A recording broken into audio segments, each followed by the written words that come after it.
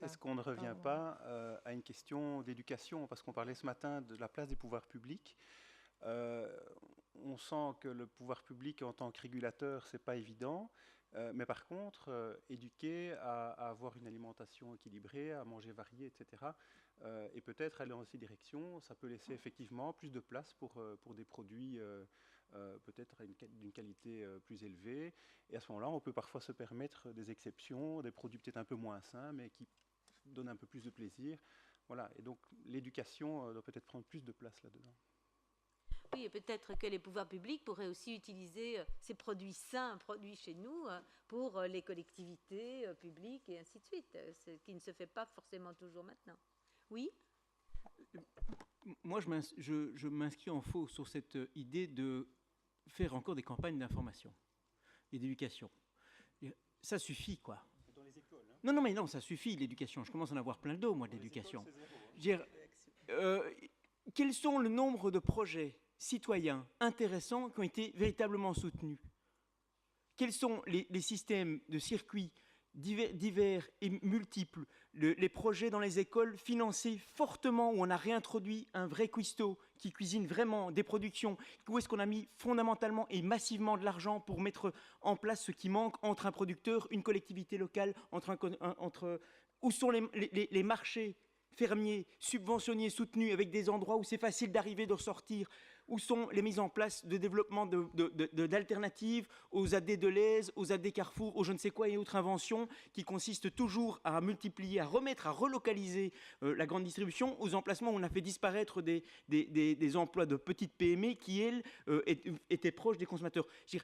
Moi, je veux bien de l'éducation, je voudrais qu'on arrête de mettre des sous là-dedans et qu'on développe et qu'on soutienne l'ensemble des initiatives qui ont démarré aujourd'hui. Michel a parlé tout à l'heure du Rabat, du Rawad. Il y a un foisonnement d'initiatives citoyennes qui démarrent sur un public, oui, sensibilisé, oui, curieux, oui, qui a les moyens et qui se trouve effectivement dans une classe moyenne, voire supérieure, avec des revenus excessifs, probablement aussi en plus. Donc, battons-nous pour qu'il y ait une meilleure redistribution des richesses, mais battons-nous pour que ces initiatives qui sont novatrices se multiplient un maximum, qu'il y ait une étape suivante qui soit un pouvoir qui est régulateur. Moi, je n'ai pas envie de commencer à informer en disant, vous savez, les acides gras trans, c'est pas bon. Les acides gras trans, il ne doit plus y en avoir dans l'agro-industrie. Et quand on est en discussion au CFDD avec la FEVIA, ils nous disent le contraire. Ils nous disent qu'il n'y a pas de problème avec les acides gras trans. Non, je veux un État régulateur qui interdit un ensemble important d'additifs qui sont suspectés. Et qu'on ne vienne pas nous dire que l'EFSA les a autorisés. Il faut aller plus loin et on pourrait avoir un pouvoir régulateur qui aille un peu plus loin que ce que l'EFSA fait, donc l'organe de régulation européenne, qui bien souvent laisse passer beaucoup de produits parce que les États-Unis ont laissé passer avant nous. Donc il y a cette transition, elle est multiple. Elle est avec un pouvoir régulateur plus fort qui s'intéresse à notre santé, avec un principe de précaution plus fort, avec un financement massif des ensembles des initiatives citoyennes, que ce soit au travers des mutualités, que ce soit au travers de groupements collectifs de citoyens, que ce soit au travers de réseaux d'organisations qui mettent en place l'agriculture et l'alimentation de demain. Et donc, on a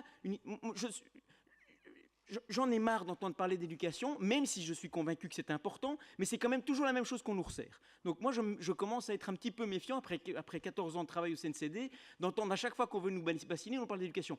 Oui, c'est peut-être important, mais on voit bien qu'il ne suffit pas d'être informé, il faut faire. Et qu'on voit que quand les gens font différemment, ont participé à un projet d'alimentation durable dans leur école, dans leur collectivité, dans leur quartier, on mange autrement que simplement s'informer. Alors si, dans l'idée d'information, il y avait le projet de faire, alors on peut s'entendre.